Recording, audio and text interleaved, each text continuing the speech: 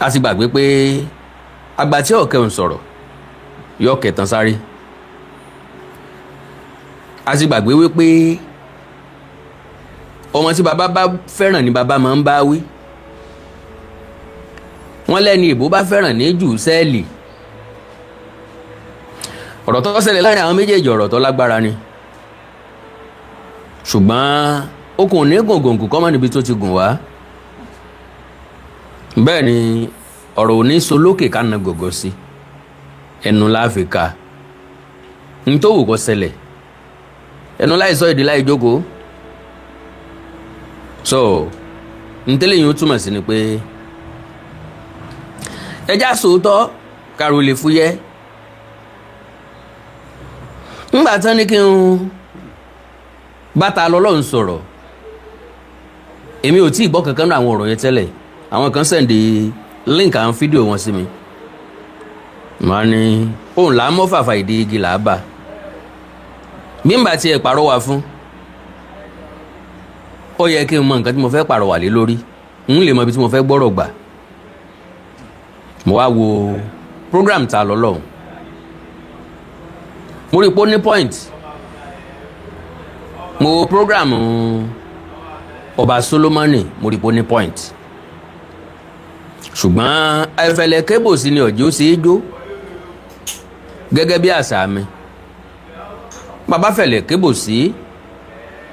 ó ṣeé ṣe ká láǹfààní àti lùgbẹ̀dù sí. so kí ló ṣẹlẹ̀ láàrin àwọn méjèèjì. fídíò àti ọ̀rọ̀ wọn ni ó darí wa síbi tá à ń lọ. fídíò 3 péré mo mú wá. ẹyọ kan ti ta lọ lọ́hùn, 2 ti Ọba Solomoni. ọ̀dà a nílò àmì fàágùn fún rárá o, ètò yìí ò ní pẹ́ rárá o. bẹ́ẹ̀ ni kò ní pẹ́ rárá, àwọn àgbẹ̀ nǹkan ò ní pẹ́ rárá, kò ní pẹ́ rárá. kò sí nǹkan tá a fẹ́ lo àmì fàágùn fún. ṣùgbọ́n ilé tí yóò wù mí ń bẹ̀ náà ni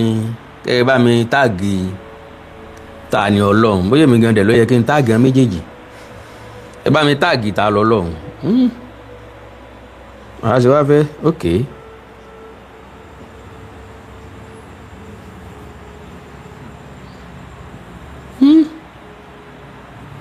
ó ṣe ní láàánú a ò lè táàgì wọn mọ́.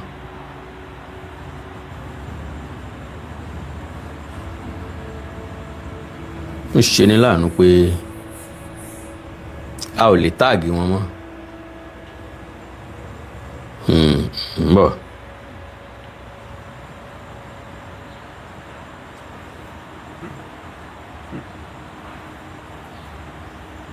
kódà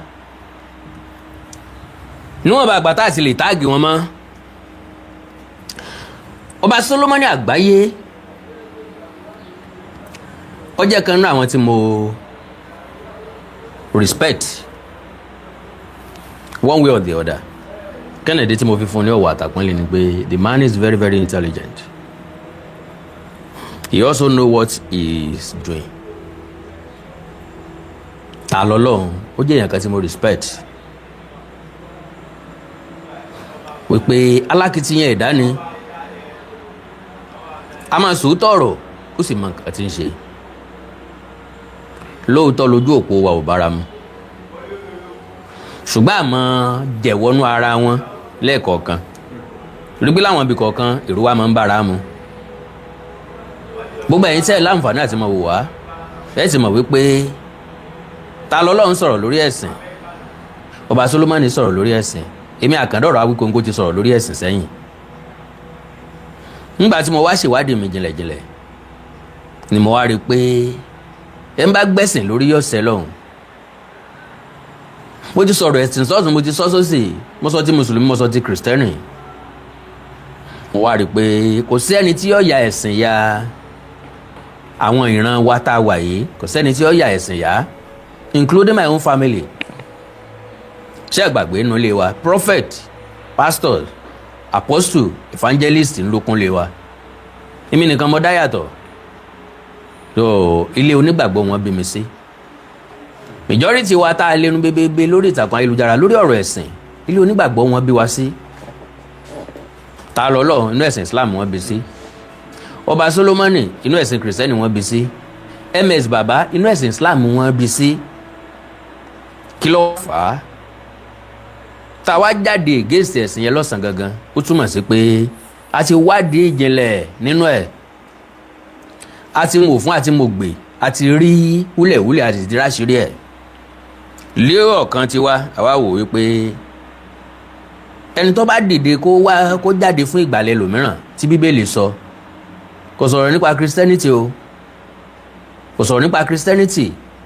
Ní tí Bíbélì sọ ni wípé ẹni tójú ẹ̀ bá ti là kó gbìyànjú láti la ojú others. Iyì rẹ̀ ṣíṣí nǹkan, gbìyànjú láti jẹ́ kí iye ọ̀pọ̀lọpọ̀ èèyàn ṣí sí. Mo wá gbìyànjú agbára mi, mo rí i pé àwọn tí mo sọ pé kí iye wọn ó ṣí àwọn ganan tó ń gbógun tì mí. Ìjà tá a wí pọ̀, oríṣiríṣi àwọn èèyàn ló máa DM mi n bá ti parí ètò eléyìí. Mr. Awikonko ẹ jọ̀ọ́ ẹ má sọ̀rọ̀ nípa ẹ̀sìn o, ṣùgbọ́n pàwọn tá ń tẹ̀lé àwa tá a jó lólùfẹ́ yín ẹlẹ́sìn ni wá lágbára Ọlọ́run, gbogbo aláṣẹ ẹ̀sìn wa láṣẹ yege. Ibẹ̀ náà ni mò ń gbà kí gbogbo mùsùlùmí àgbáyé pé ẹ kú oṣù Ramadan. Láàdá tí ń bẹ nínú ẹ̀ lọ́lọ́run ó ṣe fún wa, láàdá tí ń bẹ nínú ẹ̀ lọ́lọ́run ó fún wa. Èrè téèyàn máa ń jẹ láti di Ramadan Ọlọ́run jẹ́ ká jẹ. Bákan náà mo kí gbogbo ẹ̀yin ọmọ lẹ́yìn Jésù Kristi. Àsìkò lẹ́ǹtì la wà yìí, ọdún tá a wà yìí special. Ọdún yìí làkọ́kọ́ nínú ìgbà tí mo ti délé ayé tàbí tí mo ti gbọ́njú, tí mo ti ń gbọ́ nípa àwẹ̀ pé Christian àti Muslim wọ́n bẹ̀rẹ̀ ní ọjọ́ kan náà. Christian àti Muslim ò kí ń sábà bẹ̀rẹ̀ lóṣù kan náà tẹ́lẹ̀tẹ́lẹ̀. Ńgbà tó yá wọ́n ṣe lóṣù kan náà, ṣùgbọ́n pé wọ́n bẹ̀rẹ̀ ní the same day. Ilé ìlà àkọ́kọ́. Having said that, ó túmọ̀ sí pé Ọlọ́run ní nǹkan tó fẹ́ fi ṣe. Ẹ má gbàgbé o, kò sí nǹkan tá a fẹ́ ṣe láyé tá a lè mú tàdúrà sẹ́yìn. Ẹja fèlè yùn sọ́jọ́ mi. Ìjà àjàkú akátá láàrin ta ni Ọlọ́run. Ẹ dákun yín tẹ́ bá mọ̀ ta lọ Ọlọ́run, ẹ bá ń sẹ́ndì, ẹ bá ń jẹ́ kíkiní ìdọ́dọ̀ ẹ̀yìn tẹ́ bá mọ̀ Ọba Solomoni. Yóò wù mí káwọn méjèèjì ó wò mí live. One, I love them both. Mo fọlọ́run búra. Ìdí ni wípé èmi ò lólódì nínú agbo sọ̀rọ̀sọ̀rọ̀. Mo fọlọ́run búra. Kò sẹ́ni tí mo kórìíra nínú agbo sọ̀rọ̀sọ̀rọ̀. Gbogbo àwọn tó ń sọ̀rọ̀ pátápátá. Àbùkù ara mi kan ni pé mi ò kí ń wo nǹkan tẹ́lòmíì ń ṣe. Kennedy, èmi gangan bísí kọjá wípé n ò tí ì parí iṣẹ́ ẹ tíwájú mi. Why will I wash others? Ṣùgbọ́n kò sí bá a ṣe ní come across iṣẹ́ ara wa àfi tá a bá scroll lórí social media, àfi tá a bá ń parọ́ tanra wa lókù.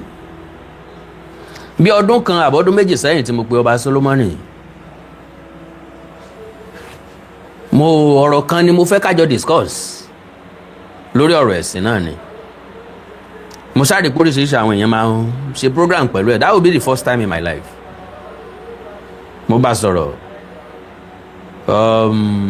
Response ẹ̀ kò wá accommodating. After mentioning my name, mo béèrè lọ́wọ́ Ọba Solomoni pé sọ́mọ̀ mi. Ó ní mo gbórúkọ yẹn rí. Ó dàbí pé mo gbórúkọ yẹn rí. Wẹ́ Yorùbá ní ọ̀tẹ̀ níjẹ́ ìlú ń pè ọ́. Gbogbo wa la lórúkọ. Èèyàn kan ò lè mọ gbogbo èèyàn tán o, gbogbo èèyàn ò sì lè mọ èèyàn kan tán. Mo máa fẹ́ kí kálukú wa ká mélé èèyàn dání, because ọ̀pọ̀lọpọ̀ wa máa ń popular lábẹ́ ilé tá a máa fọkàn sí pé mo ti popular, àwọn èèyàn ti mọ̀ mí. Meanwhile àwọn èèyàn ò tí ì mọ̀ ọ́ o. Ní mo jẹ́ ká introduce ara wa every time tá a bá dórí program. Ó kọ́ mi ní Àkàndá Ọ̀rọ̀ Awikonko. Fẹ́ni tó ẹ̀sẹ̀ ń bá mi pàdé fún ìgbà àkọ́kọ́, a majority ló máa ẹ̀sẹ̀ mọ̀ mí for the first time lónìí, ní ẹ̀sẹ̀ máa rí mi for the first time lónìí, ní ẹ̀sẹ̀ máa wò mí for the first time lónìí. Ọ̀pọ̀lọpọ̀ èèyàn ti ń gbókò Awikonko tẹ́lẹ̀, ṣùgbọ́n òní ni wọ́n ẹ̀sẹ̀ wò mí. Bóyá torí pé wọ́n jó lólùfẹ́ ta lọ́lọ́run,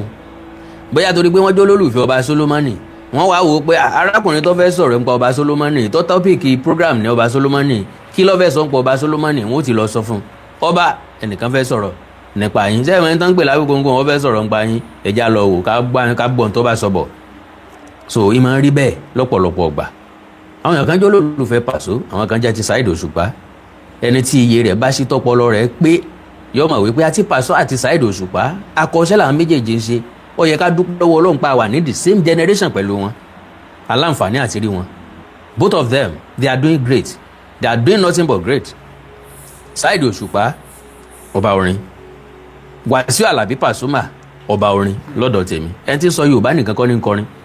gbogbo ẹni tí ń kọrin pátápátá ohun kan ni wọ́n fi ń kọrin, composition kan ni wọ́n ń, inspiration kan ni wọ́n ń lò, composition kan ni wọ́n fi ń compose ní tí wọ́n ń ṣe. That means they are all doing great job. Ní Yorùbá fi máa ń sọ wípé ọkùnrin tí ń sun rárá fọkùnrin ẹgbẹ́ akọ́ṣẹ́ ní ṣe ẹjẹ́ akíkáyìn. Anybody tó lè dúró sí gbangba mú microphone dání níwájú ọ̀pọ̀lọpọ̀ àwọn èèyàn láti sọ̀rọ̀ tàbí láti kọrin ẹjẹ́ akíkáyìn, ọ̀pọ̀lọpọ̀ tó bá jáde ẹsẹ̀ rẹ̀ ọmọ ẹ̀kọ́lẹ̀ ni. So pẹ̀lú eléyìí ó jẹ́ kí n gbóṣù bàràbàǹdẹ̀ fún Tani Olohun àti Ọba Solomoni. Àwọn àtẹ̀yìn àwọn wá bára wọn jà, ó máa ń ní tí ṣokùnfà rẹ̀. Àwọn méjèèjì ń jà, kí ló fàjà wọn? Ìjà táwọn méjèèjì ń jà, ìjà tí ò lè dalẹ̀ ni, ìjà táwọn méjèèjì ó parí ni. Ṣùgbọ́n kí ló fàjà? Tá ń jẹ̀bi tá ń jàre. Ìwo ló yẹ ká sọ sí ń bẹ̀, wo ni ó yẹ ká sọ sí ń bẹ̀? Ẹ mọ̀ mí, Àkàndọ̀rọ̀ Awíkonko lójú kọ́ tèmi. Àjàó Àrò Awíkonko aṣọ lójú ọlọ́rọ̀, màmá pé bọ́lọ́rọ̀ bá gbọ́ kò sí baba ńlá baba ọlọ́rọ̀ ṣe. Èmi ò kì í sọ̀rọ̀ fún friendship tàbí kéèyàn ò lè fẹ́ràn mi. I will always say it as it is and I will always say the truth.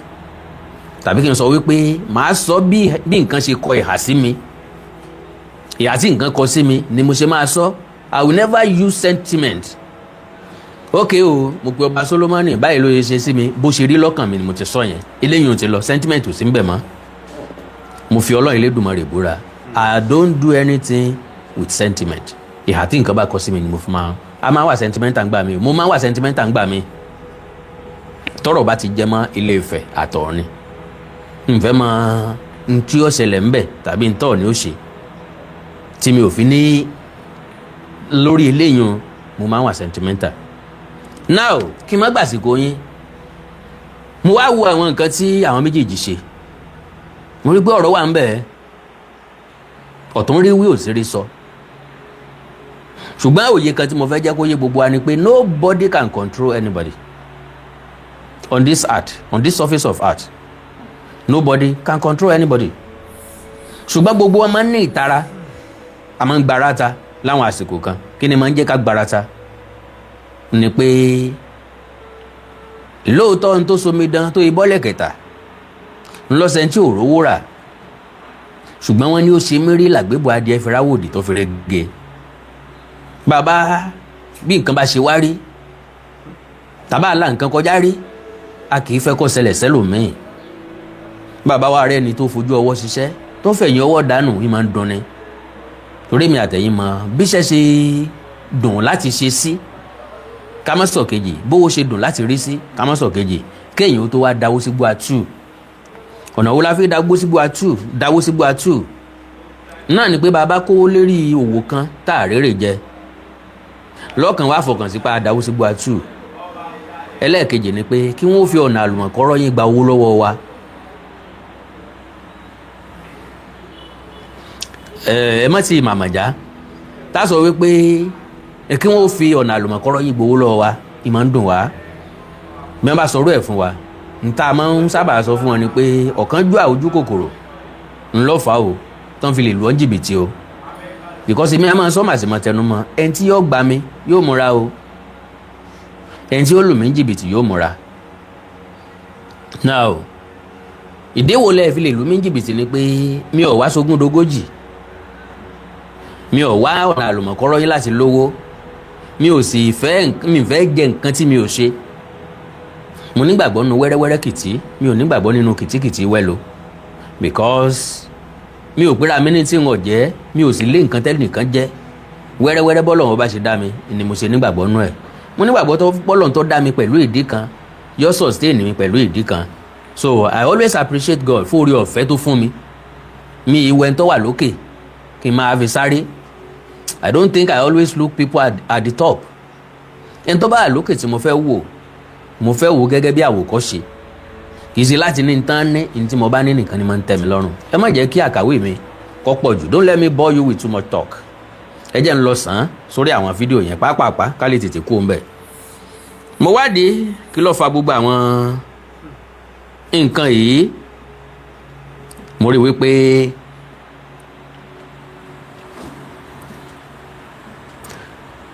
rí wípé àwọn méjèèjì ló sọ̀rọ̀ sínú fídíò ṣùgbọ́n fídíò ọba Solomoni ní kọ̀kọ́ play ó possible kẹ́ ti come across ẹ̀ ẹ̀ sì lè má ti come across ẹ̀. bí ó ṣe wà yín nísìn gbogbo àwọn tó yapa lẹ́ni wípé kìrìsìtẹ́nì ò dáa mùsùlùmí ò dáa gbogbo ẹ̀ tó yapa lẹ́ni torí wípé ẹ ò rí jẹ nínú ẹ̀sìn kìrìsìtẹ́nì ni torí mọ́ fọ ẹ jẹ́ kí n land òtítọ́ lè bíjà fún bẹ́ẹ̀ sì wà yín nísìn tí Ọlọ́run bá gbé yín sí position Adébóyè ẹ bá wà ní position Adébóyè ẹ ní sọkọtẹ́ sọ yìí bẹ́ẹ̀ sì wà yín nísìn tí Ọlọ́run bá gbé yín sí. ẹ má jà á bẹ̀rẹ̀ ń bẹ̀ o ẹ já bẹ̀rẹ̀ ń bí. nǹkan tí o débẹ̀ tí o witness wà bọ́ sórí íńtánẹ̀tì ẹ̀ kí n sáfọ́. now lẹ́yìn ìgbà tí ta lọ́lọ́run ṣe fídíò tẹ̀ response ọba Solomoni ni mo kọ́ máa play then àwa ẹsẹ̀ padà wọ kí ló bí gbogbo àwọn ọ̀rọ̀ yìí gan. ọba Solomoni o ò fẹ́ gba ayé ní o kí Ṣàngó fọ́ ojú yín dànù tí ọba Solomoni tó bá gbẹ̀yìn lọ́pọ̀ọ́rọ́ ni ẹ máa lọ dá owó ọba Solomoni ẹ jẹ́ ká set ẹ up irọ́ tó ń pa yìí ẹ jẹ́ ká tà sí rí ẹ máa dẹ ẹnìkan síwájú ẹ lú ọba báwo lẹ ti lè mú wa lọ síbi tẹ́ ń lọ yẹn wọn sọ pé 1 million mo fẹ́ gbà ẹ fún mi ní 1 million yẹn kẹtù lè lọ síbi tẹ́ ń lọ yìí kọ́ ẹ máa ní 10 million sákàǹtì o ẹ máa ṣe tutù ẹ máa ṣe gbá ẹ máa ṣàwò. now n tí ọba Solomoni ń gbìyànjú àti sọ́ńbì ni pé òun gbá research lóríṣiríṣi ọ̀nà owó làwọn èèyàn ò fi bọ́ kúrò níṣòro òun ti wá rìnnà débi ilẹ̀ gbé lójú òun ti bá àwọn àlùjànnú pàdé òun sì ti mọ ibi táwọn àlùjànnú bá ibi táwọn ayé wà tán gúnlẹ̀ sí bóyá lórí omi ní Lẹ́kí bóyá nínú igbó ní Ẹ̀pẹ́ bóyá lọ́nà Ògìjò bóyá lọ́nà Àjà ó possible anywhere àlèyàn ti lè ṣe hàn pé gbogbo àwọn àjẹ́ ti kúrò láàrin ìgboro wọ́n ti kúrò nìbàdàn wọ́n ti kúrò nífẹ̀ wọ́n ti kúrò lọ́yọ̀ọ́ wọ́n ti kúrò lẹ́kọ̀ọ́ so inú igbó tòsí Lẹ́kí yẹn lọ́dàbẹ̀ nípa àwọn àjẹ́ wà báyìí tàbí lórí omi òkun ibẹ̀ náà ti ń ṣèpàdé ọba Solomoni ti kan bí tílẹ̀ gbé lójú ó ti bá wọn pàdé ńbẹ̀ so wá ń tẹ̀lé láti máa sọ fẹ́yìn èèyàn wípé now ńgbà tó bá tí ta lọ́lọ́run ṣètò yẹn ó wá ń tẹ̀lé láti máa sọ fún ta lọ́lọ́run wípé ìwọ ta lọ́lọ́run ká lórí ẹ pé ni àtàwọn èèyàn míì tó ń bú òun tọpọlọ yín bá pé ńgbà tó ń sọ pé òun rí kinní kan òun sọ pé náà ń jó lórí omi nìyẹn eru ẹ̀ ló yẹ kẹ́ ẹ béèrè lọ́wọ́ òun nítorí yẹ kẹ́ ẹ ṣe ni pé kó wọn ṣáàjì yín pé ẹ san yìí báyìí o kẹ́ wá sọ pé ẹ fẹ́ wò bóyá òótọ́ ni tó ń rí tàbí òótọ́ ni tó ń sọ tàbí àríyìnrì sọ ló ń sọ then ẹ sanwó òun sọ pé iye báyìí lòun gbà lọ́wọ́ yín ẹ wàá sanwó fóun òun wàá mú yín lọ síbi tí iná gbé ń jó lórí omi ńgbà tẹ́ ẹ bá wá sanwó nǹkan ẹ wá gbọ́dọ̀ rí dájú pé ẹ mówó dání ẹ lówó lápò kẹ́ má bàa pàdé kú òjijì o torí pé ẹni tí ń wá fà ń wófò lọ́rọ̀ yín o ọ̀nà wo ló fi jẹ́ bẹ́ẹ̀ owó tẹ́ ẹ fi ṣiṣẹ́ ti gbọ́dọ̀ mú dání ẹ sì gbọ́dọ̀ ní specific amount lọ́wọ́ tẹ́ ẹ fi gbọ́dọ̀ ṣiṣẹ́ orí ibi títa lọ́lọ́run ti wọlé nìyẹn now ẹ̀já gbọ́ ọba Solomoni síwájú sí i kọ́mọ́dàbí ẹni pa ayọ̀rọ̀ nínú ẹ̀ mọ́rọ̀. tàbádẹ́ wa débẹ̀ ètùtù báyìí kẹsẹ̀ gbogbo ẹ̀ sí gbogbo kọ́tẹ́ bá sọ pé kẹsẹ̀ ẹ̀ sí ẹ bá wá débẹ̀ tẹ́ ẹ bá wá rí kọ́ tí mo ń sọ. ètùtù tó bá yẹ kẹ́ ẹ ṣe ẹ ṣe gbogbo nǹkan tí mo bá sọ pé kẹ́ ẹ ṣe ẹ ṣe bó bá ní ẹbọ pátá ní ẹbọ o. ẹ sì wá padà wá ẹ ti lè gbé rìkọ́dù sínú àpò yín ẹ mọ bó ṣe ṣe fẹsígẹ́tì ẹ̀yin tó jẹ́ pé ẹ̀rìn dìgan èèyàn kan sọ pé òun máa kíní kan ẹ máa tọpinpin yẹn ẹ máa dẹ ènìyàn sí kó lọ wo kíní yẹn wá. Who is this people sef? ẹ lọ́pọlọ ẹ kàwé ni ẹ mọ bó ṣe dẹ èèyàn kan sọ pé òun mọ kíní kan nǹkan táwọn òyìnbó máa ń ṣe ni so when you say that you know something wọ́n investigate yẹ wọ́n dẹ èèyàn kan kò sí oṣù tó sọ pé fẹ́ gbà máa fún ẹ to know the reality of that things tó bá délé wàá wá jíṣẹ́ fún wọn pé nǹkan tí máa ní ẹ sọ reality ni o máa ní ẹ ṣeré o nígbà tó bá tó wá délé tó bá tó wá sọ fún wọn àbúgbà tó sọ fún ìwà tó kó wọn wá. now ìbéèrè àkọ́kọ́ lọ́wọ́ ọba Solomoni tí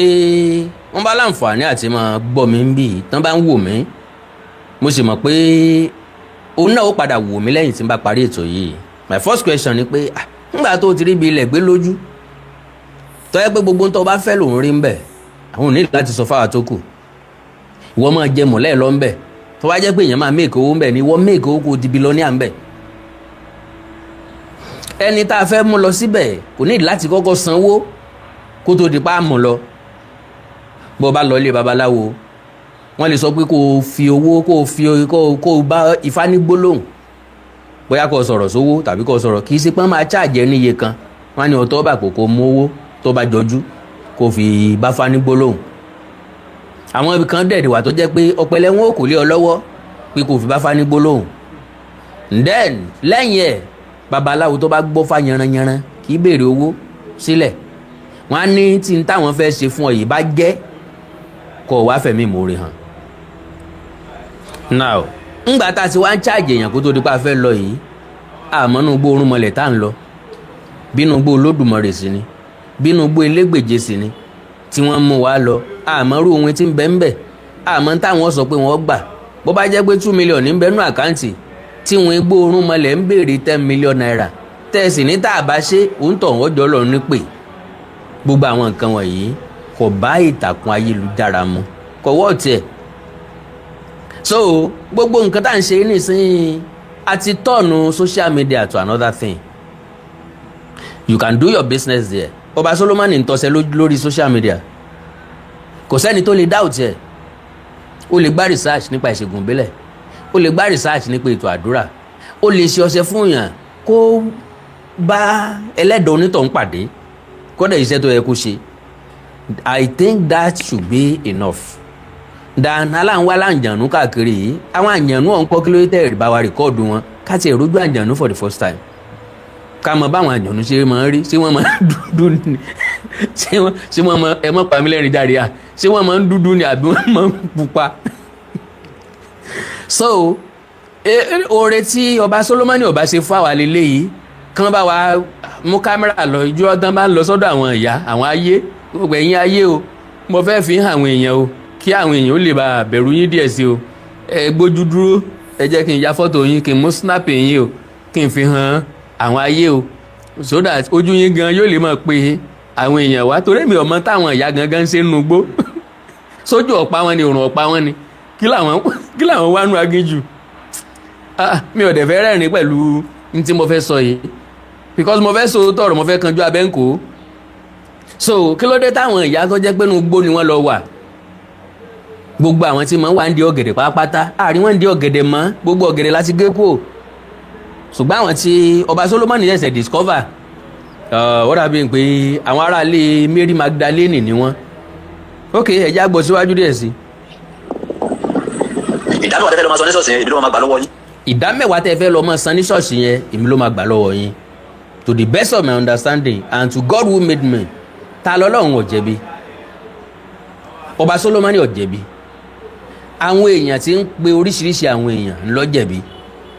àwọn èèyàn tí ń wá tí wọn ò sọnù káàkiri ńlọ jẹ̀bi o àwọn èèyàn tí ń sunkún lọ sọ́dọ̀ àwọn èèyàn ńlọ jẹ̀bi because ẹni tí yóò daṣọ àrán bọni lọ́rùn fìlà orí ẹ̀ lákọ̀ọ́kọ́ wò ẹni tí yóò ṣe nǹkan fún ni tí yóò ṣiṣẹ́ tí yóò tán sọ̀rọ̀ ẹni tí yóò mú ìgbé ayé ìdẹ̀rùn bálé ayé èèyàn tí yóò sọ̀fù problem èèyàn ẹja kọ́kọ́ wárú wọn dáadáa ṣáwọn gangan solve problem ilé ayé wọn ṣé problem ilé ayé wọn ti solve ṣé wọ́n normal ṣé wọ́n wà with their sanity because ọ̀pọ̀lọpọ̀ tá à ń lọ sábà ni wọn ò ní ọpọlọ tó wa wọn ò ní làákàyè tó wa honestly no Ọba Solomoni ò jẹ̀bi o ìbùkún ni fún ẹni tó fọ̀bọ̀ lọ̀yàn ìgbé ni fún ẹni tó gbà á bọ́ba Solomoni bá jẹ̀bi máa sọ fún yín tó bá máa jẹ̀bi ọ̀nà tí ó fi jẹ̀bi ni pé ká ló drag anybody wá sọ́dọ̀ rẹ̀ anybody can advertise anything ó wà lọ́wọ́ discretion ẹ ó wà lọ́wọ́ ọpọlọ ẹ oríṣiríṣi àwọn èèyàn ti tọṣẹ lórí social media and people are patronizing them wọn ò mọ̀ pé lẹ́yìn tí wọ́n ń tà ṣé wọ́n mọ̀ dojúdojú kí n tó lọ sọ́dọ̀ èèyàn pé kó wá ṣe nǹkan fún mi àyọ́ perform miracle lójú mi o rí miracle tí ń fojú rí lójú ẹsẹ̀ ó ń tọ́ ọ́ perform ẹ̀ kì í ṣe pé kó sọ fún mi pé kí n lọ lò ná irọ́ o ẹ kọ́kọ́ dán wò lójú mi sẹ́ ẹ ní sògùn ayẹta fún mi kẹ́ ẹ má kọ́kọ́ gbé sọmọ yín lọ́rùn kẹ́ kọ́kọ́ yìn ná wọ́n ń tẹ̀sí ẹ̀ lọ́rùn ewúrẹ́ kẹ̀ láà fún kínní wọ́n ń tẹ̀sí ẹ̀ lọ́rùn ajá kẹ̀ fún kínní ẹ tẹ̀sí ẹ̀ lọ́rùn ọmọ yín ẹ gbé sọ́rùn ọmọ yín ẹ dojú ìbọn kọ́ ìgbà náà ni màá tó gbà wípé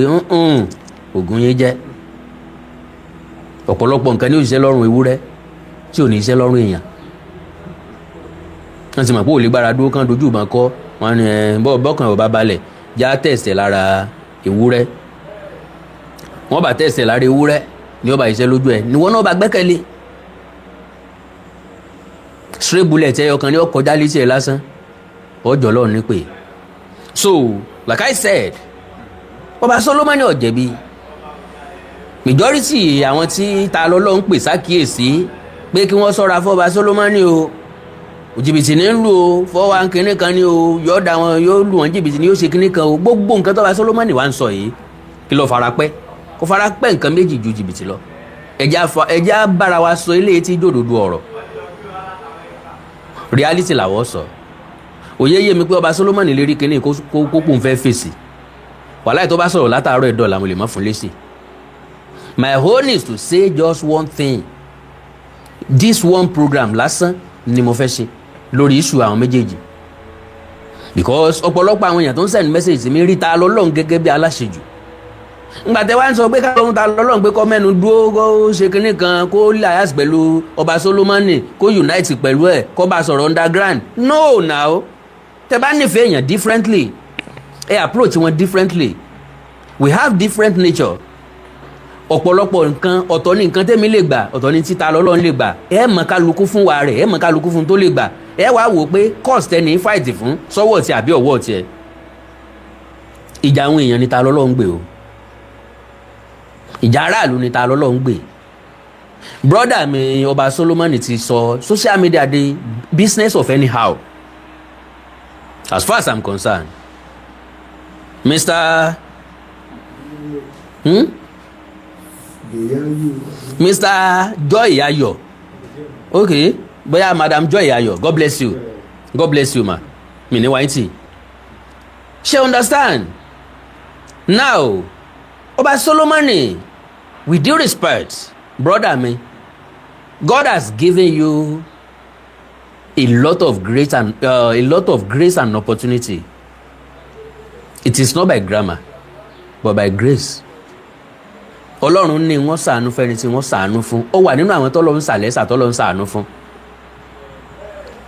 I heard about you for the first time in 2021 nígbà tí wọ́n arrest mi gbà yẹn tán remand mi gbà yẹn. Mọ́mì mi kan láti California ló pè mí ń gbé káàbọ̀ Awikonko ọmọkùnrin kan wá jáde nísìnyí ọba Solomoni lórúkọ ẹ̀ òun gangan làbá máa pè ní Awikonko the second kò tíjú ẹnì kankan kò bẹ̀rù ẹnì kankan kò sí nǹkan tí ò lè ṣe. Màmá yẹn náà ló wá sọ fún mi pé ó dẹ̀ sọ̀rọ̀ nípa ẹ o kò dẹ̀ sọ báàdì nípa ẹ o ó dẹ̀ sọ̀rọ̀ tó dáa nípa ẹ o. I was like ẹni so then mo wá lọ wo àwọn programs ẹ mo wá ní ọ̀rọ̀ tí mo sọ ń jọ́ náà mo fẹ́ sọ lẹ́nìí mo wá ní pé ẹni yìí dẹ̀ dá wà very very intelligent ṣùgbọ́n kí ló piss me off kúrò lọ́dọ̀ ọba Solomoni ní ọ̀rọ̀ lókólóbò Yorùbá kórìíra kéèyàn máa dẹnu dé ojú ara ọkùnrin àti ojú ara obìnrin a nígbàgbọ́ pé ìkọ́kùkọ́ là ń káwọn ọmọ wa and again àfi àpẹẹrẹ lélẹ̀ fáwọn ọmọ and kò sí nínú ẹ́tìkì broadcasting train broadcaster lèmi ó yàtọ̀ sí pé fóònù sọ mí di sọ̀rọ̀sọ̀rọ̀ èèwọ̀ ni fún wa láti dárúkọ nǹkan ọmọkùnrin àti nǹkan ọmọkùnrin lórí rédíò lórí tẹlifíṣàn ká dá pé ní nǹkan ọmọkùnrin náà lápè bàbá fẹ́ sọ tóbìnrin nǹkan ọmọbìnrin tàbójú ìyá mọ̀ pó kò sẹ́ni tí ó dárúkọ tàyà yàtọ̀ tó ń jẹ ọmọ àbáwọn ìbejì nǹkan bàbá ti ṣàpèjúwe rẹ̀ àwọn tá à ń bá sọ̀rọ̀ yóò ti yé wọn. So mo rí i pé gbogbo àwọn nǹkan tó ń sọ èpè oríṣiríṣi nǹkan mo wá ní ẹnì yóò ṣe dáadáa philosopher lèmi I am a realist and I will say it as it is mo ní ṣùgbọ́n tí ń ṣe yìí kọ̀ lọ títí torí mi ò rí gẹ́gẹ́ bí ẹni tó ní foundation anybody mo rí pé àwọn èèyàn kan lè rò pé ó ń jowó ẹni kò síbi kankan tẹ́nìyàn kan ti ń jowó ẹni kankan Ọlọ́run dá gbogbo wa pẹ̀lú níta fẹ́ jẹ àti níta fẹ́ jẹ ọ̀nbẹ látẹ̀lẹ́wọ́ wa ìṣesí èmi àtọba Solomoni ò papọ̀ ìrìn àjò ayé wọ ò papọ̀ kò jọ ti ta lọ́lọ́run ẹnì kankan nu wọ ò papọ̀ mẹ́nì kankan ṣùgbọ́n ṣe ẹ fẹ́ ká bára wa sòótọ́ ká mọ bára wa sòótọ́ ọ̀rọ̀ ni àbí ká mọ parọ́ fúnra wa gbólóhùn tí mo sọ gbà náà ni pé mo ní well I love him I like him but àwọn nǹkan tí ń ṣe ọ̀lọ́ títí gbogbo àwọn tí ń dárúkọ lókólóbò lórí ìtàkùn ayélujára wọ́n fi ní followers wọ́n fi ní kinní kan wọ́n fi ní fame but where are they now gbogbo wọn náà ni mo sọ pé kò lọ títí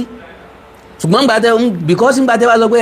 ẹ̀yin ọkọ ẹ máa fáyàwó yín ní kinní dáadáa ẹ máa falẹ́pọ̀n dáadáa ẹ̀yin ìyàwó ẹ máa gbé dìdó ẹ máa lápléètì ẹ máa ṣe gbá wọ́n sọ tán ẹ máa sọ tán ẹ sọ tán ìjọkíjọ tẹ bá wá rẹ́dì láti báyé sọ òtítọ́ ọ̀rọ̀ òdodo ọ̀rọ̀ tàbọ̀rọ̀ tó nítumọ̀ they won't be able to listen to you. And irú àwọn onírà àwọn òwe lọ̀rọ̀ yín ọ̀jọ̀ jẹ́ àwọn tí ọmọ wò yín wọ́n á jẹ́ èèyàn tó ní same philosophy like you àwọn tó wà intelligent they will be shifting back. Meanwhile ọba Solomoni wà so intelligent ní pé tó bá dá sọ̀rọ̀ ìlú tó bá gbé ọ̀rọ̀ kalẹ̀ Ọlọ́run fún ní ẹ̀bùn ó níjọ ó láwọn èèyàn nínú ìjọ ojú ayé mi àtẹ̀yìn ló fi convert kúrò ní Christianity tó níṣẹ̀ṣe lókù tó ń fẹ́ máa ṣe kò sí nǹkan kan nínú Bible ìgbàdógóje èrò wájà òun náà ti lu àwọn ọmọ ìjọ ní jìbìtì rí I have the video here with me so ó túmọ̀ sí pé bí kéèyàn máa fluctuate kéèyàn máa ta tẹ́tẹ́ èwo ló jẹ èyí ò jẹ gbogbo nǹkan bẹ́ẹ̀ yẹn ó pọ̀ lórí social media a lè fẹ́ rú ẹ̀kú lóòótọ́ but kò lọ títí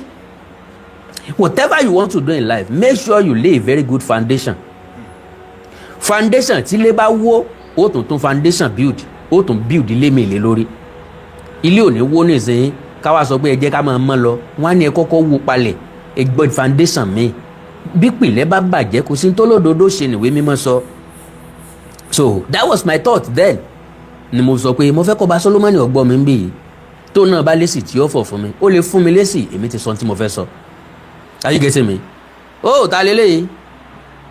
Mr. Adéwùmí Bámikọ́lé Adéyẹmí God bless you sir thanks so much sir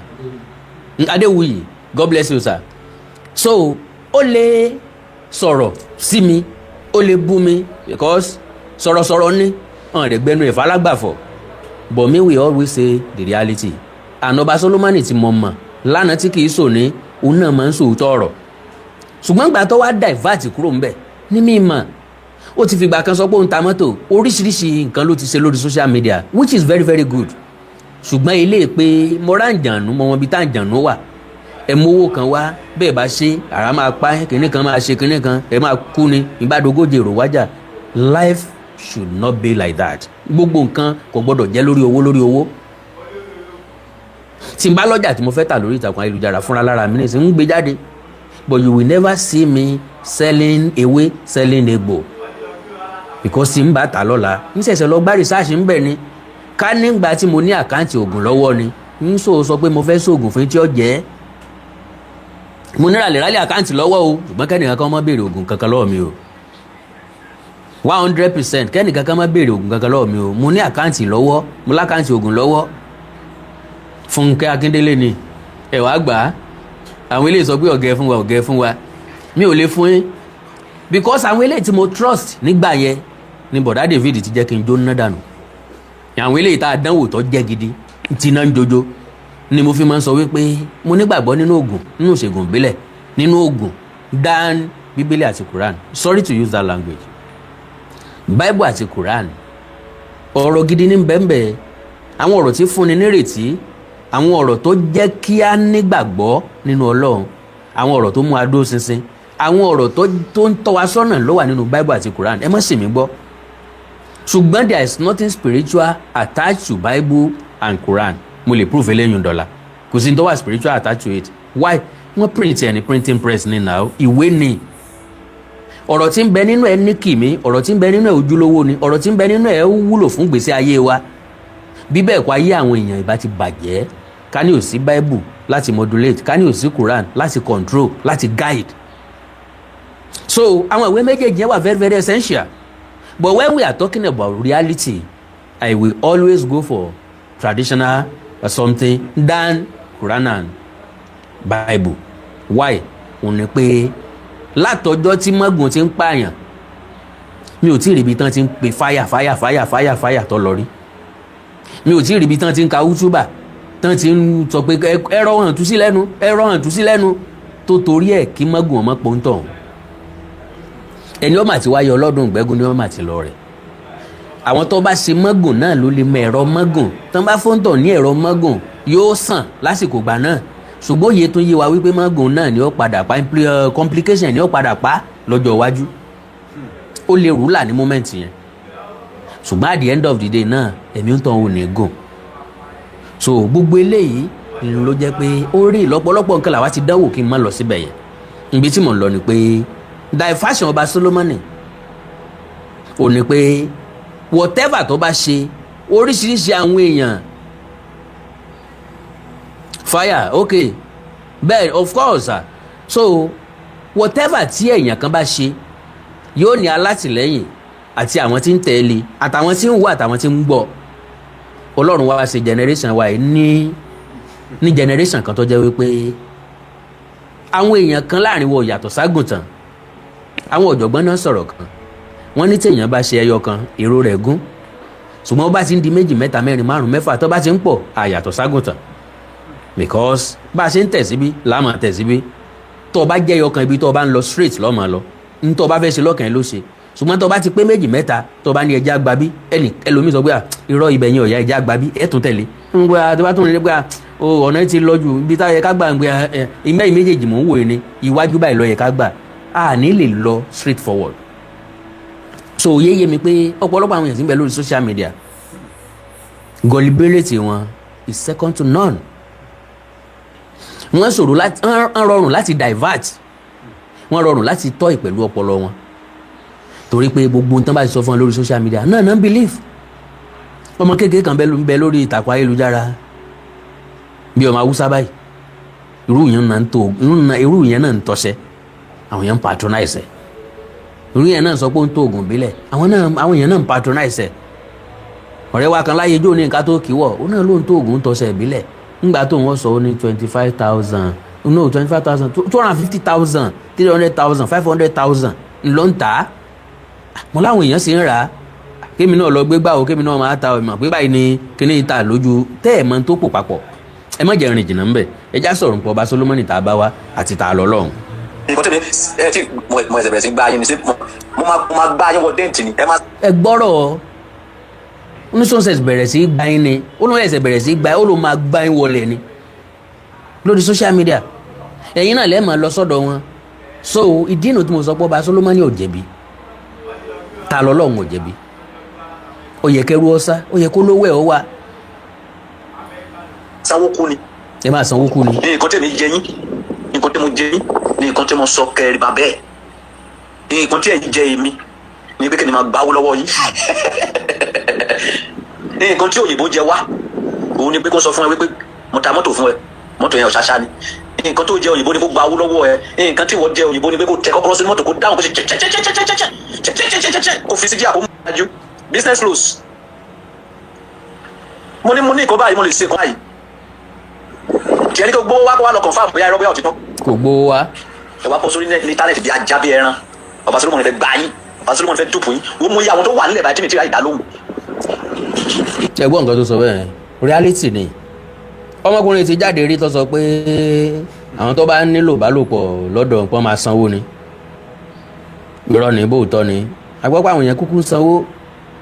bóyá drama dẹ̀ ni we don't know because mi ò fún ní follow up nígbà tí mi ní interest so ẹ kówó lọ fọba Solomoni ẹ jẹ́ kó mú lọ rí àwọn àjànú ṣàkúwà yakula wọn ti bá ń ta aṣọ pupa àti funfun àti dúdú sínú igbó wọn ti fi ẹnìkan ṣe ẹ ṣàwò gbogbo ìsàlẹ̀ ṣàwò dance drama sọjí ìyá sọjí tàtí tòṣe wọn ti gan pa yọkàn báyìí wá professor ti bẹ́ẹ̀ wọn kàn báyìí wá nù gbó lẹ́yìn aṣọ dúdú àtàṣọ funfun ni sakula èèwà wọn kú ti gbowó lọ́wọ́ ẹ̀ sínú gbóǹbẹ̀ náà ló ti mọ bá wọn jà pé n tẹ́ ẹ ṣe fún mi ò rí lì wọ́n fẹ́ lu crazy comot for your body. mo yẹ kíw tó wà nílẹ̀. ṣé gbọ́ oníṣẹ́ mọ iye èrò tó wà nílẹ̀ tó ń tí ì dá lóhùn ṣe mọ iye kíw tí ń bẹ́ ńlẹ̀. ìdá lóhùn wípé òkè wọ́n fẹ́ lọ àwọn kan wà lọ́hùn lọ́wọ́ báyìí. tán fẹ́ lọ àwọn kan ti wà lọ́hùn wọ́n ti wà lọ́dọ̀ àwọn àjànú tí ń táyé wọn ṣe ẹ̀yin náà kó wá èmi ọba Solomoni mo ti dé jẹ́ǹtì ẹ o mo ti dé jẹ́ǹtì ẹ confam mi pé mo ti dé jẹ́ǹtì táwọn èèyàn máa sanwó fèmí náà ń máa yọ ẹ̀sà fún mi ní commission nígbà bá yọ commission tèmi ń kó original owó wá fún wọn. ok nǹkan tí wọ́n bá rí rí wọlé òrí ó wà ń bì mí. èmi ò rí rí. ibi mélòó ni wọ́n yà sí. àwọn èmi ò yà mí kankan. nígbà tí mo ń ṣe full Christianity mo lọ sí ìlú 100 àti ẹyọ kan láti lọ ṣe ìsọjí mẹ́ta. lọ́dún wo lọ́dún wo. kí lọ́jọ́ orí ọba Solomoni nígbà tó lọ sílùú 101 àwọn ìlú wo ni táwọn wo náà lọ ìlú lọ́wọ́ lọ́wọ́ ẹ̀ tó fi rí àwọn ìrìn àjò yẹn òun àtàwọn tá a lọ àwọn kankan wà tí ó wà establish àwọn kankan wà tá a lè gbàgbọ́ kó jẹ́ ká rí àwọn picture àti fídíò tó lò láwọn ìlú yẹn ká tó gbàgbọ́ pé lóòótọ́ lọ sílùú 101 wọ́n bá ti fún yín ní numbers ó ti kó sínú ọpọlọ yín ó ti sink síbẹ̀ wọ́n á sọ pé 201 kìíní kan 1 kìíní kan 7 kìíní kan 14 kìíní kan 21 kìíní kan 41 ọpọlọ ẹlòmíì ò sí mọ́. mi ò ṣe ẹ̀sìn torí pé bàbá mi sọ pé kí n ṣẹ̀sìn mi ò ṣe ẹ̀sìn torí mo rí àwọn èèyàn tó ń ṣẹ̀sìn mi ò ṣe ẹ̀sìn torí pé mo gbọ́ pé pásọ̀ wà ẹ̀sùn mo fẹ́ ṣe ẹ̀sìn mo dẹ̀ fẹ́ mọ òtítọ́ ẹ̀sìn yẹn reality tó wà nínú ẹ̀sìn I want to know it mi ò kì í ṣàyédé ṣe nǹkan kan mo yẹ kí mo wé èsì dànù fún research nìkan pé mo fẹ́ mú babaláwo mo fẹ́ mọ àṣírí ẹ̀ tó bá sọ fún mi pé kí lọ mú 5 million wà máa fún ní 6 million màá ní kó fi 1 million ẹ̀ mọtí orí agbóná á gbé àṣírí jáde fún mi mẹ́ èmi máa wé èsì owó ni láti fi get reality mo yẹ tí mo wé èsì fún sporty bet tó fi wá ìdí sporty bet kiri mo yẹ tí mo ná. ọba Solomoni tẹ́ ń wò yìí kò ń ṣe tálíkà o olówó ni o ẹni tó bá lè fi 6 million wádìí ọ̀rọ̀ lọ́nu babaláwo because òye yé mi sí babaláwo tí ó demand 5 million lọ́wọ́ èèyàn bó fẹ́ wá ṣèwádìí lọ́dọ̀ wọn o ọ̀pọ̀lọpọ̀ babaláwo ní bẹ́ẹ̀ ń fẹ́ bó bá fẹ́ ṣèwádìí lọ́dọ̀ wọn ìwọ ọlọ́kàn gbàbí tó fẹ́ sùn bó bá sì lè sùn lé awo wọn kò sí problem ìwọ sára sinapu wá ra sinapu fún wọn fi nǹkan kan sínú envelope bàbá o wa fẹ́ wá gbá research lọ́dọ̀ yín o àbọ̀ ọmọ iléèwé ni wá wọn ní àwa ṣèwádìí kan o ńlá fẹ́ wá àwọn babaláwo gidi ò kì í charge èèyàn bẹ́ẹ̀ àwọn tẹ́ ẹjọ́ ń charge ara yín gba 6 million gba 5 million lọ́wọ́ ara yín àwọn dupas ni rí àbí ẹgbẹ́ oníjìbìtì ni. So what is his net worth èèlò ni net worth tẹ́ tó ń fi 5 million gba research lọ́dọ̀ babaláwo nìkan tó fi fún 6 million and again tó fi ń lo 10 million 20 million lórí sporty bet tàjẹ́ pé ó ń tẹ́tẹ́ ni ọ́ nìyẹn náà. wọ́n sporty bet pé mo fẹ́ mọ kọ́kọ́ tó wà ní sporty bet kó ló ìpọ́ ọlọ́run ẹ̀sẹ̀ wá tú àṣírí wọn fún mi ní ọdún yìí mo máa wádìí kan ni tó bá fẹ́ wádìí kan. ẹ̀yin tẹ́ bá fẹ́ ta sporty bet ẹ pé ọba Solomoni yóò charge yín lówó ó lẹ bóyá 10 million a máa débẹ̀ yóò charge yín lówó tí ẹ ní pé kó fún yín ní nọ́mbà kó fún yín ní code tẹ́ ẹ bá ti jẹ wá gbóyin padà lọ́wọ́ ọba Solomoni ẹ máa jẹ. o ní máa bá jambla o máa wọ wá súnmọ́ wà you get the reality ẹ máa kọ dé kíní kan 419 kí ló jẹ́ 419 kò sí kan tó jẹ́ 419 tí wọ́n bá gbá ìwọ fúnra lójú kòkòrò ni ẹ o lè ní ìwọ fúnra ẹ tí wọ́n bá gbá. now reality tí wọ́n bá gbá ọ ìwọ fúnra o lè ní o lójú kòkòrò ni ọ sọ pé kò sí nǹkan tó ń jẹ́ 419 ìwọ tó o bá tẹ́rí ẹ̀ sílẹ̀ máa gbọ́ tó fi parí ẹ̀. ok tí o bá dẹ̀ lose o lè gain. tó o bá lose o lè gain. when you lose you will gain because gbogbo lose yẹ ẹ̀kọ́ ni nothing like lose gbogbo nǹkan tó bá ṣe láyé tó bá work ẹ̀kọ́ ni. now gbogbo nǹkan tẹ́ẹ̀dá bá ṣe láyé tí ò work téèyàn lè pè lẹ́kọ̀ọ́ á jẹ́ lórí nǹkan tó nítumọ̀ kò ní jẹ́ lórí pé àwọn àǹjànú káàkiri yìí o tàbí pé nìkan discover àǹjànú nìkan rà àǹjànú tí bá mi ò rírí tẹ́mi ò rírí tí mi ò dẹ̀ nígbàgbọ́ pọ̀ wà níbì kankan bọ́ bá wà kọ̀sẹ́ tó rí kẹ́nìkan wá sọ pé òun mọ ibi tí wọ́n wà sínú ogi ní àbórí omi àbírí lẹ́lẹ̀ ìjábá ara wa sí lè tí ìjó tọrọ. ok àwọn kan ló sọ yẹn sí give us code ok nǹkan tí mo fi ọdún mẹ́wàá wáyé sí bàbá fún ẹ lọ́fẹ̀ẹ́ àbí. now ẹnìkan sọ̀rọ̀ sí comment section bíi ó gẹ̀ẹ́tì point yẹn dáadáa ó láwọn èèyàn fún lówó bíi ti tẹ́lẹ̀ mọ́ n ló jẹ́ kí n kọ́kọ́ sọ wípé ó ti ní grace at opportunity àwọn grace at opportunity yẹn ò kí ń wá lemọ́lemọ́ bọ́ bá wá tó o tètè grab ẹ̀ kó o utilize ẹ̀ o lè má gbóòórùn ẹ̀ màtá yóò fi parẹ́ gbogbo àwọn nǹkan yẹn ti wá sọ́dọ̀ ọba Solomoni what they achieve from there but problem tá a máa ń ní ni pé ọ̀pọ̀ nínú wa máa ń fẹ́ kí nǹkan máa lọ bí ṣe ń lọ no that is not the reality of life n tó jẹ lónìí o lè má jẹ lọ́la people do talk about me mo máa sọ wípé I do pamper money as if I will never see another one in my life that is me o ní n bá rí 100,000 naira 200,000 naira nísìnyí 1 million naira nísìnyí bí mo ṣe máa kẹ́ bí ẹyin bí ẹni pé lódidi oṣù kan oṣù méjì tí ń bọ̀ mi ní bá mi pàdé ni so that is the reason why I don't waste money I've never wasted money in my life ń pe ìyẹn kàn náwó dànù àbí ta tẹ́tẹ́ rí ń gbìyànjú ẹ̀ rí kò wọ̀ mí lójú rí mi ra nǹkan ọjà kíákíá rí sóòsòrò kéèyàn ó tó lè gbà mí ok. ìbá fẹ́ fún ẹ ní géèmù 5 wàá san 20 million naira. ẹ ti gbọ́ báyìí ẹ̀yin olólùfẹ́ Awikonko bẹ́ẹ̀ bá fẹ́ fún yín ní géèmù 5 ẹ máa san 20 million naira èèlò gangan lẹ fẹ́ fi géèmù 5 yẹn jẹ èló lẹ fẹ́ fi náàpù ẹ̀ bí àṣà wọn ẹ̀yin lékeré tẹ̀ǹta bóun náà ṣe máa ń ṣe Sportybet lẹ́yìn tẹ́ fẹ́ kówó lé lórí èèlò gangan lẹ́yìn gangan fẹ́ kó lé ńgbà tẹ́ bá fún ẹni tí ó fẹ́ fún yín ní géèmù ní 20 million naira tí n bá ní 20 million naira tí mo fẹ́ fẹ́ ẹni tó fẹ́ fún mi ń kóòdì mo ti lówó fúnra mi náà. And if I have 20 million naira inside in my account olówó ni mi already kí mo tún wá káàkiri bọ́n bá lè gbá mi wèrè iṣẹ́ tí ò lè gbá mi tí n bá tún sọ pé mo tún wá nǹkan mi. Because I waste more than 200 million naira on Sportybet. Èèlò lọ́ba Solomoni nítorí Ọlọ́run ó lóun waste more than 200 million naira on Sportybet. Sportybet ti lówó gan o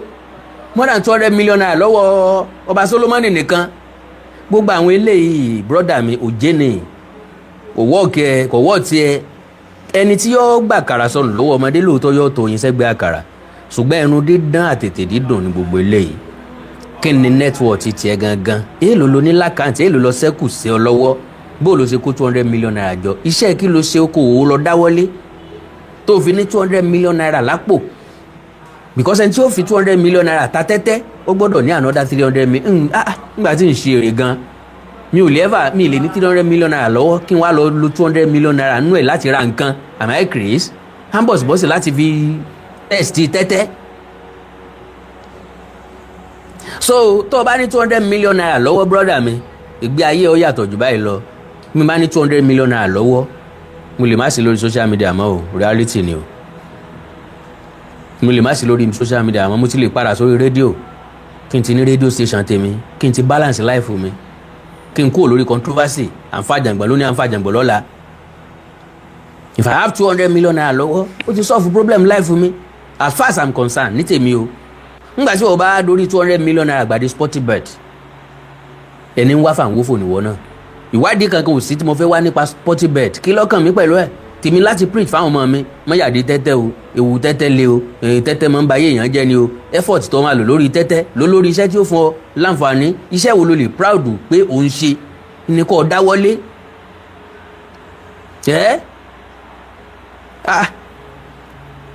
àwọn olówó gbópọ̀ lórí social media bẹ́ẹ̀ ni sà bẹ́ẹ̀ ni mà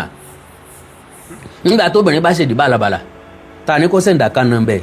àwọn olówó mi ó dẹ̀ send 5 million naira sí 1 million naira obìnrin kan náà interview ń jò ní tó ní kó bẹ̀rẹ̀ tó ń bá pàdé ọkùnrin lónìí ó lè bó ń ṣe tuntun mẹ́lẹ́tò lónìí ṣùgbọ́n at least ó máa gba 5 million naira lọ́wọ́ ẹ̀ I was like kí ni bẹ́ẹ̀ ń díẹ̀ ń lọ́ fẹ́ tàn 5 million yóò sì lára ìyàwó ẹni tó fẹ́ waste 5 million naira bọ̀ tó ní wọ́n ń kó wá bẹ́ẹ̀ wọ́n dẹ̀ ń san bẹ́ẹ̀ òye dẹ̀ yé mi pé kò parọ́ bó tiẹ̀ jẹ́ pé àwọn kan padà jáde lẹ́yìn ẹ̀ wípé ọ̀ndànù mọ̀ ni ó ń parọ́ ni o ọlọ́run lórí inú kálukú wa o. Yes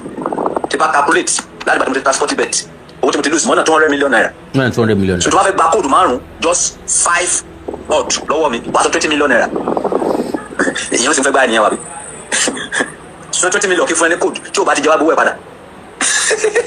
yeah 5 odd 20 wàá san tó bá ti jẹ́ kọ́kọ́ collect your money back.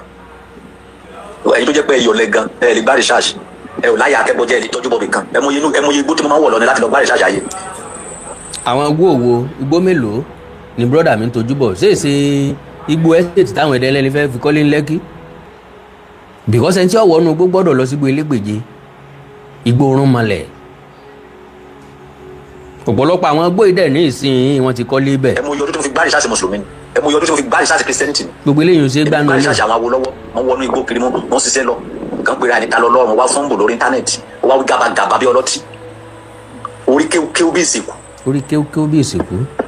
ṣé ká máa bó bí ajá lórí íńtánẹ́ẹ̀tì ẹni kàbí ká máa bó bí òkè ń ṣàìdé bó ènìyàn. ṣé àwọn oníṣẹ̀ṣẹ̀ òní èèyàn gidi ni tó lè fi síwájú tó lè máa bá wọn sọ̀rọ̀ ni iṣẹ́ ìjọba bọ̀bọ̀ tó máa ń wọmi tó ń bá tó pèrè àníta lọ lọ́pọ̀ ni kò mọ̀ ọ̀rẹ́ sọ kò mọ̀ bó ṣe gbé ọ̀rọ̀ kalẹ̀ náà máa sọ balabala ẹ wá èèyàn gidi nínú oníṣẹ̀ṣe tó lè jẹ́ agbẹnusọ fún oníṣẹ̀ṣe èèyàn olè ti pàṣẹ. ok ẹja àfi lẹ́yìn ó lè bá wọn. now fídíò tó prompt ta lọ́lọ́run tó fi ṣe n tó ṣe lélẹ̀. fún àǹfààní ẹ̀ tẹ́ ń sọ wípé ọba Solomoni mú wá rìn ó ní investigation tí mo ṣe. now ẹ̀yin tẹ́ gbogbo fẹ́yìn tẹ́ ń sọ wípé kọ́ba Solomoni ò mú irin torí yín lọ́ba Solomoni ṣe wàhálà kalẹ̀ o ẹ̀yin ni ó ń béèrè ẹ̀yin gangan ní bá sọ̀rọ̀ o. fún àǹfààní ẹ̀ tẹ́ ń sọ wípé ọba Solomoni mú wá rìn ó ní investigation tí mo ṣe látijọ́ yìí tí mi ò tí ì rí díẹ̀ bọ̀ nísìnyí mo ti rí fẹ́ẹ́fẹ́ẹ́ dé kókó. ó ti rí i ibi táwọn ayé ti pẹ̀ka. ó ti dọ́dọ̀ àwọn ayé ayé parí sí. ibi táyé parí sí gan. bọ̀dọ̀ báwọn bó fẹ́ bá àwọn ayé sọ̀rọ̀ face to face. ó fẹ́ bá wọn sọ̀rọ̀ face to face. kó fojú kan ayé káyé fojú kan ẹ̀ kó sọ gbogbo òkè sọ̀rọ̀ ayé ẹ̀ fún ẹ gbogbo solution ìgbésí ayé ẹ̀ kó sọ fún ẹ kó WhatsApp mẹ́wàá 08134276756. mo mọ̀ pọ̀pọ̀lọpọ̀ nínú fídíò tá a gbé play yìí nìsín ẹ ti sáré pick nọ́mbà ẹ̀ ẹ̀yin náà fẹ́ pé kó sọ ibi táyé gúnlẹ̀ sí ibi táwọn ayé wà torí ti ráwọn ayé ó ti wáyé ó ti ráyé mo mọ̀ pé ẹ fẹ́ pé mo fọlọ́ ń bẹ̀ yín ẹ má sọ pé lórí fídíò mi lẹ ti pick nọ́mbà ẹ̀ o Ọ̀yọ́ lẹ wà o Ọ̀yọ́ ò ní o. ibi tí mo mú ẹ lọ kì í ṣe ibi sẹpẹtẹrì tó bá tó mọ̀ pé òun lówó tó fẹ́ fi ṣètùtù ara má gbà mí láago. ìkìlọ̀ nìyẹn ẹni tí ò bá ti lówó lọ́wọ́ kò ní pìkì kọlẹ̀ ìwọ tó mọ̀ pé ò lówó láti ṣètùtù ara ẹ because ibi téèyàn ń lọ èèyàn ṣàkọ́kọ́ mọ téèyàn bá pàdé ńbẹ̀ ń tó ṣẹlẹ̀ ńbẹ̀ gangan kí ló ṣẹlẹ̀ sáyé èèyàn and again ìwọ tó fẹ́ lọ gangan kí ni ń ṣẹlẹ̀ sáyé rẹ ṣé lórí ọ̀rọ̀ Nàìjíríà yìí kọ̀mọ̀sẹ́ntì ọ̀kan iṣẹ́ rẹ̀ ò lọ déédéé kọ̀mọ̀sẹ́ntì ọ̀kan kọ̀mọ̀sẹ́ntì lọ déédéé lásìkò yìí gbogbo nǹkan mà ti dojúrú bí ẹsẹ̀ télọ̀ ó mà tún ti ń tò padà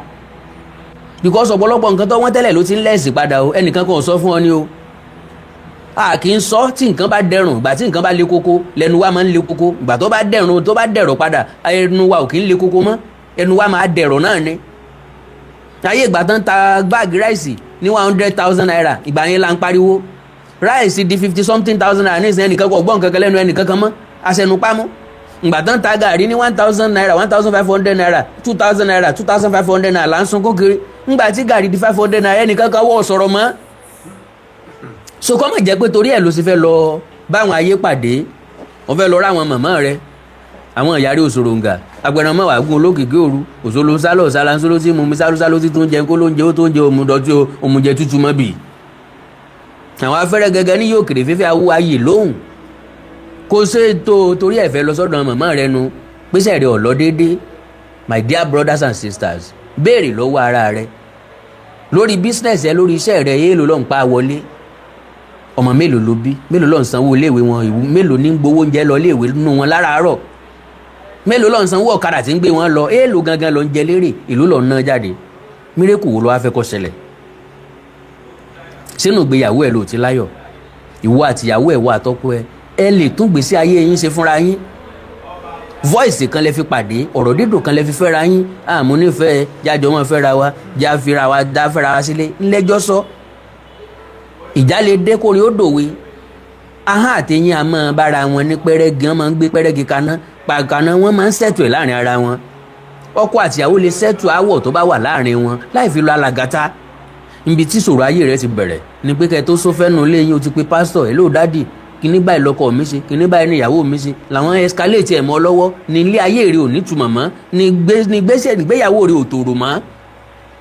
ṣé èsè torí ẹ̀ ló ṣe fẹ́ pé ọba Solomoni kó bọ́ bá àwọn ayé sọ̀rọ̀ tó bá jẹ́ torí ẹ̀ ń bá ní kó má yọra rẹ lẹ́nu kó má sọ́rí o ọba Solomoni ń ba business yìí wá jẹ́ o torí èmi náà ti di agent o ń ba business wá jẹ́ o kó má jẹ́ pé torí ẹ̀ ló ṣe fẹ́ pé ló ṣe fẹ́ pick number ẹ̀ mi máa gbà ọ ọ̀pọ̀lọpọ̀ èèyàn ló ti lẹ̀mí ẹ̀ ti sọnù sínú aginjù bẹ́ẹ̀ wọ́n lù ń jìbìtì ó dẹ̀ ti mọ̀ pé wọ́n lù ní jìbìtì bóyá ṣe ló tírẹ̀tì wọn pé ẹ dẹ̀ máa gbọ́ látọ̀dọ̀ mi ẹ máa rí nǹkan tí máa ṣe ẹ máa rí nǹkan tí máa sọ wọ́n máa mú yín wọ́n máa ṣe kinní kan làwọn yẹn pé ẹ má jẹ́ ọ lọ o bí lè bá lọ tíátà o ló bá yẹ ẹlòmíì jẹ́.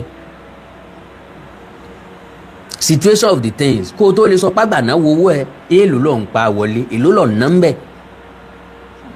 Ẹni tó lè sọ fún mi pé àgbàná wọṣẹ́ òun tàbí àgbàná wọ owó òun one irú ẹni bẹ́ẹ̀ every day ó bẹ̀rẹ̀ láti gain ní 100,000 naira lẹ́yìn tó ṣiṣẹ́ per day ó wá ní gain ní 100,000 naira ó bẹ̀rẹ̀ láti bẹ̀ òun 200,000 wà jù bẹ́ẹ̀ lọ wà but ó gbọ́dọ̀ bẹ̀rẹ̀ bẹ́ẹ̀ tó bá wá ń rí 100,000 naira lójúmọ́ ìlú lọ́nà jáde ń bẹ̀ lójúmọ́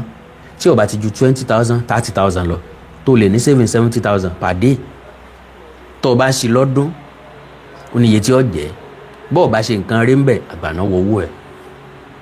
ṣùgbọ́n lọ́kadà tí ń pa 5,000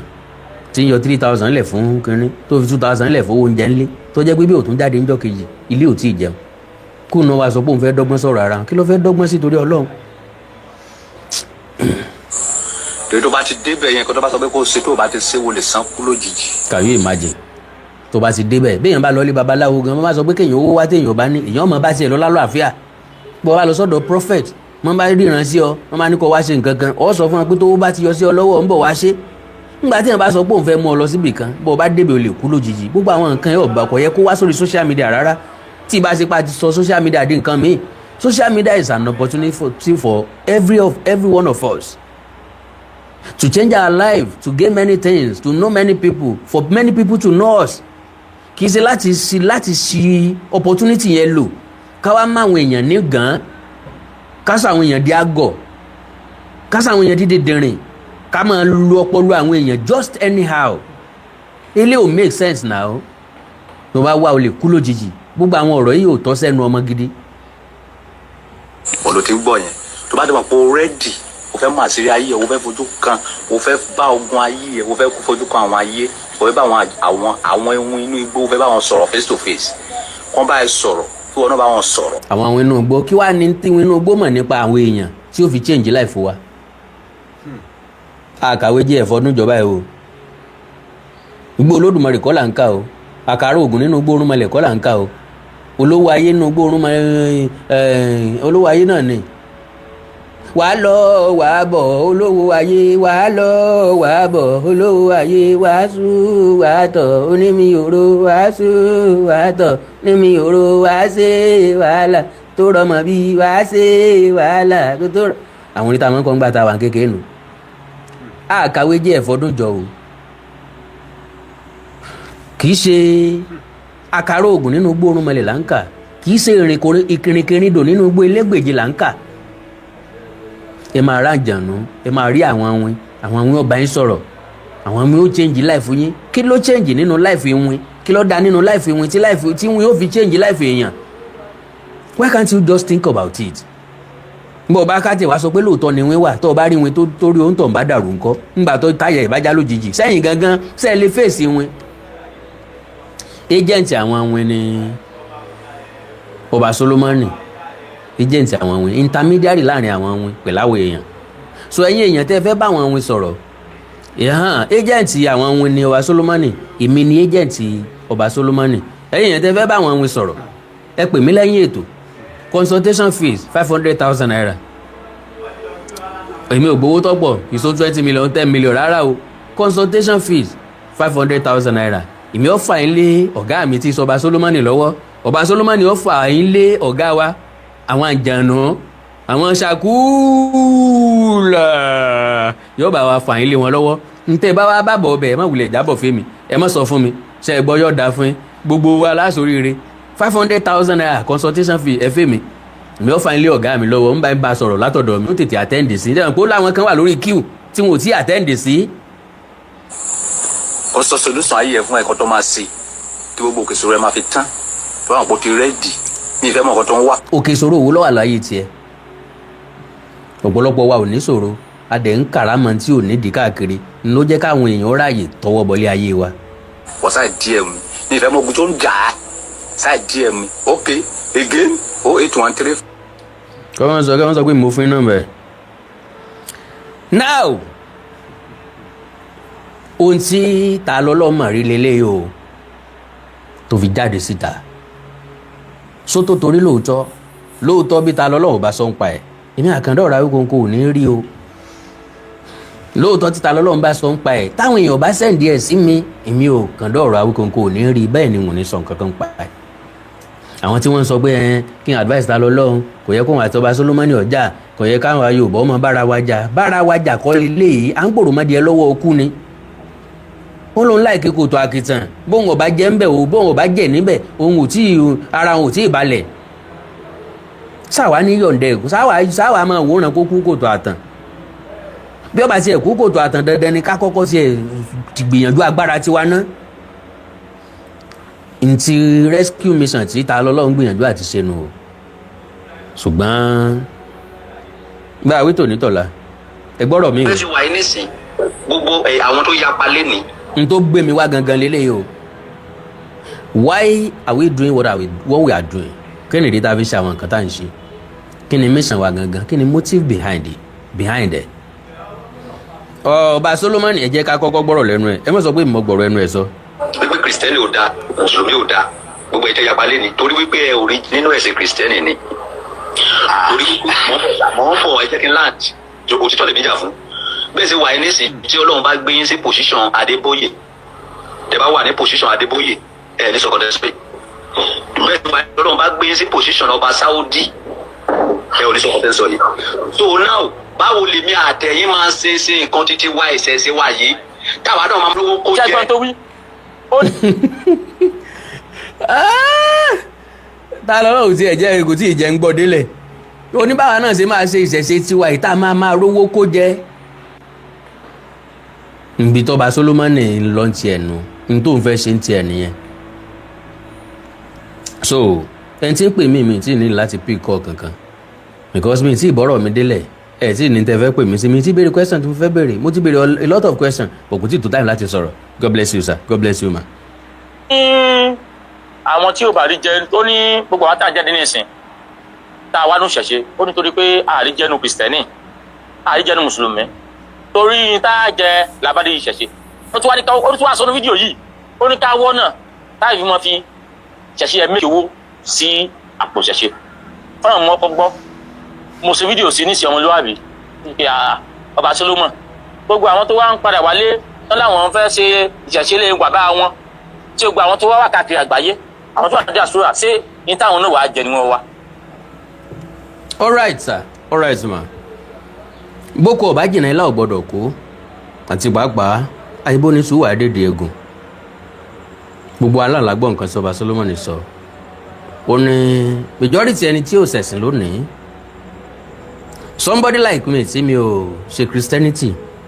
mi ò ṣe Islam mi ò ṣe ṣẹṣẹ mi ò ṣe kankan nu mẹ́tẹ̀ẹ̀ta tí tèmi náà jẹ ni mò ń wá because mo rí ẹ̀sìn mẹ́tẹ̀ẹ̀ta gẹ́gẹ́ bí ọ̀kan ṣoṣo ẹ̀sìn ìjọsìn náà ń pè é ẹ̀sìn ní ìgbàgbọ́ ni tá a gbàgbọ́ nínú ẹ̀ àwọn tí wọ́n jọ ń sìn làwọn tán jọ nígbàgbọ́ nínú ẹ̀ àwọn tọ́jọ́ ń ṣe ẹ̀sìn ìṣẹ̀ṣe làwọn tọ́jọ́ nígbàgbọ́ nínú ẹ̀ àwọn tọ́jọ́ ń ṣe Christianity làwọn tọ́jọ́ nígbàgbọ́ nínú ẹ̀ àwọn tọ́jọ́ ń ṣe Islamic religion làwọn tọ́jọ́ nígbàgbọ́ nínú ẹ̀ ní tí mo discover ni wípé ká má discriminate anybody ká má sọ wípé kẹ́nìkan kọ́ má sin tí ń sìn níbi tí mo padà resolve sí nìyẹn ká jẹ́ Christian ọmọ ṣẹ̀sìn ẹ̀ lọ́nà tiẹ̀ kí Muslim ọmọ ṣe tiwọn lọ́nà tiwọn kó oníṣẹ̀ṣẹ̀ ọmọ ṣe tiwọn lọ́nà tiwọn ibi tá a ti máa wá ní problem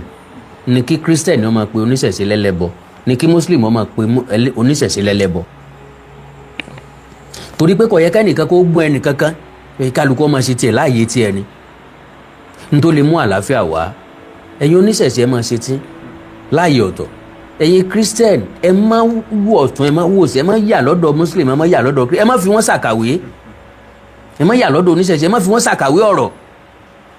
tí wọ́n fi mú gbólóhùn yín dání tí wọ́n fi wá fún yín lé sí ọ̀rọ̀ ẹ má yà bẹ̀ rárá ẹ já gbàláfíà láàyè nílẹ̀ wa torí ọmọ ìyá ṣáájú ẹ̀sìn nílẹ̀ káàrọ̀ òjíire we love one another we relate with one another kò sí ẹni tó dá wà láyé yìí tó jẹ́ pé ẹlẹ́sìn ẹnìkan ni ó máa bá ṣe babaláwo lè sọ mi pé ata tí babaláwo nìkan bá ń tà ló wọ́n máa jẹ omi tí babaláwo ẹgbẹ́ ń bá ń pọn ló wọ́n máa mu kéèyàn fẹ́ ra bottle water nísìnyí ta ló ṣe sáláwo ni o èmi mu omi kírísítà mi mu omi tí muslim ṣe o irọ́ o ẹ má fún mi ní wọ́jẹ́ o sọ̀rọ̀ ọ̀rùn fún wa láti máa béèrè bẹ́ẹ̀ ọlọ́run ọba tó dá wa sáyé oòrùn kan náà ló ń ràn sórí gbogbo wa afẹ́fẹ́ kan náà ní ń fẹ́ sí gbogbo wa òtútù kan náà ní ń mú gbogbo wa òjò kan náà ní ń rọ̀ sórí ilẹ̀ wa irúgbìn kan náà ní ń jáde láyìíká wa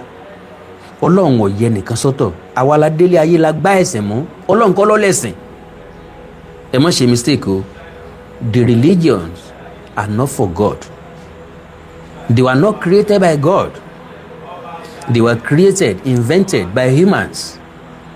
We now take it to God. Àwa mú lọ bá Ọlọ́run. Ọ̀nà wo la gbà mú lọ bá Ọlọ́run ni pé àwa forúkọ Ọlọ́run sí. Mùsùlùmí forúkọ Ọlọ́run sí, Allah.